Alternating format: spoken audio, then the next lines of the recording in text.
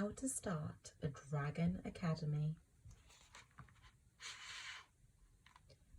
Vikings and dragons used to be enemies. Then Hiccup met his dragon, Toothless, and they became best friends. Now Vikings and dragons lived side by side on Berk. Most Vikings were happy to share their home with dragons. But sometimes the dragons got into trouble.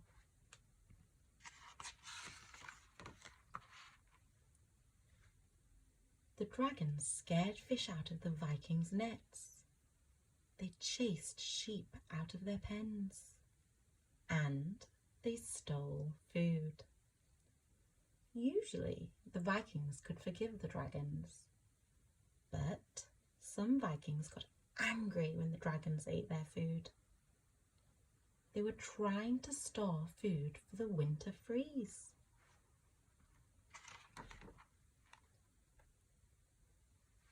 There was one Viking named Mildew who was very upset. The dragons ate his entire field of cabbage. "Stoic, you need to put those dragons in cages," Mildew shouted. "If you don't, they will eat us out of home and house." "They don't mean any harm," Hiccup replied. "They are just dragons being dragons." Chief Stock told Mildew he would handle the dragons. That night, Hiccup asked Stock if he could help with the dragons. "You?" "If anyone can control them, I can," Hiccup said. Stock decided to give Hiccup a chance. The next day, Hiccup and Toothless went to the village square. Hiccup felt confident that he could get the dragons under control. The dragons were up to their usual tricks. Hiccup watched as a deadly nadder sneaked up to a house to steal a loaf of bread. Hiccup chased after the nadder and placed a hand on his nose. "No," Hiccup said firmly. The deadly nadder listened and dropped the bread.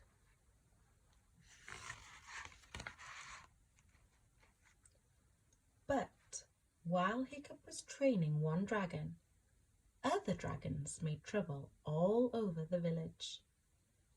Hiccup tried to stop them, but it was no use. It began to look like he was helping the dragons break things. Hiccup realized he couldn't train the dragons alone.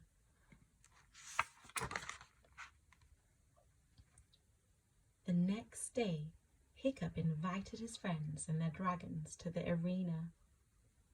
"The dragons are out of control," he said. "We want them to live in our world without destroying it, but they can't without our help."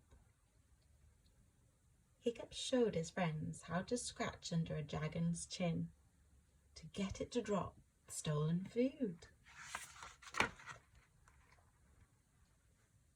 It seemed like they were making progress, but when they headed into the village to find dragons to train, there were no dragons in sight. Suddenly, they heard a loud crash. Hiccup and his friends rushed towards the noise. When they arrived, they were shocked. The dragons had broken into the village storehouse and eaten all the food that the Vikings were storing for the freeze. Even Toothless was guilty.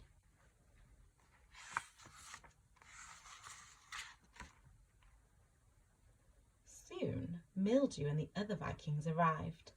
They were very angry.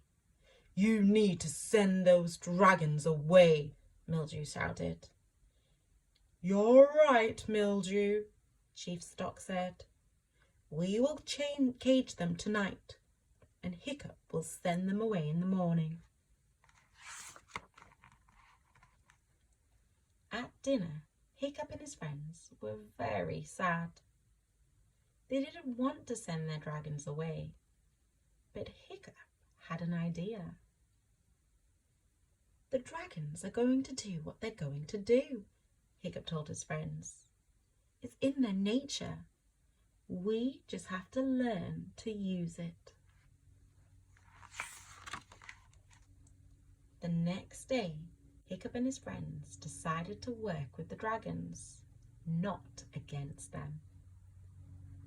The dragons scared fish into the Vikings' nets and chased sheep into their pens. The dragons planted food instead of stealing it. They even helped Mildew plant his field. "Great job, dragons!" the Vikings cheered. Chief Stock was so proud of Hiccup and his friends. He gave them their very own Dragon Training Academy. Hiccup was excited. He couldn't wait to begin. "Dragons are powerful, amazing creatures," he said, "and I'm going to learn everything about them.